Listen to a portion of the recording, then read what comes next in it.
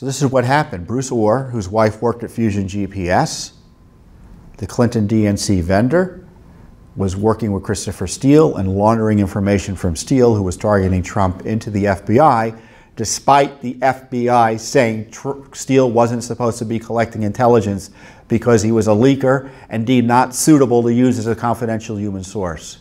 So they were breaking the rules 6 ways to Sunday. Or had this conflict. The FBI was dishonestly using a source they knew was dirty. Again, to justify, remember, they're talking about removing the president through the 25th Amendment. When you're that crazed, all rules are subject to being ignored. So Judicial Watch sued for the 302s, because that was the way the FBI documented its discussions with Bruce Ohr about Christopher Steele. So that's why it's important this information gets out. And we've also asked for other documents about Bruce Ohr's communications with Fusion GPS. Specifically, we want, I'll get you the documents here. All records of contact or communication, including but not limited to emails, text messages, and instant chats between Bruce Ohr and any of the following individuals' entities. Christopher Steele, Glenn Simpson, who owned Fusion GPS, and other employees or representatives of Fusion GPS, meaning his wife. All travel requests, authorizations, and expense reports of Bruce Ohr, that's important, and his calendar entries.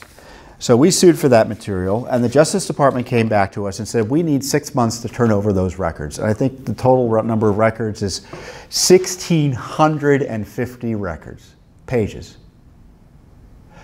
And they said the calendars especially, they need until February to turn over. So we were in a court hearing last week about it.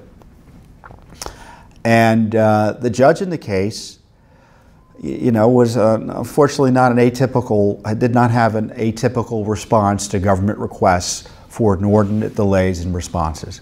Because just remember, we've asked for these documents back in, when did we ask for these documents? December of last year. December of last year. So we've asked for the documents almost a year ago. Months and months later, the government says, oh, well, now that you've sued, we'll begin looking, and we need 6 more months to do a thorough review of the documents. And the courts come in and say, well, that sounds reasonable. Well, the problem with that is that the courts give the benefit of the obstruction to the government. They should have given these records to us in January of last year under the law. But it's a government town, and the courts give this undue deference to lawlessness by the agencies and responding to requests for information. So that's the challenge that we face every day in court. And that's why I say when it means heavy lifting, I mean, we really got to work hard. Our attorneys have to work hard to overcome this obstruction. We get the documents eventually, or at least some of them. But it's not without frustration, having to deal with, as I say, this lawless obstruction. Now, of course, if it's endorsed by the court, it ain't lawless anymore, but it's still lawless, I think, morally. So the judge says, okay, well, you can get the emails and the expense reports by December, but I'll give them the time they need till February. So the court essentially rules, and then the judge, who used to be, I guess, over at the Justice Department, says, oh, by the way, I knew Bruce Ohr. I may have worked with him. I may be in some of these calendars. I don't think I need to recuse myself, but if you want me to, I guess I will. Or I might consider it. I won't be offended if you ask, because, heck, I don't need to be on any more FOIA cases.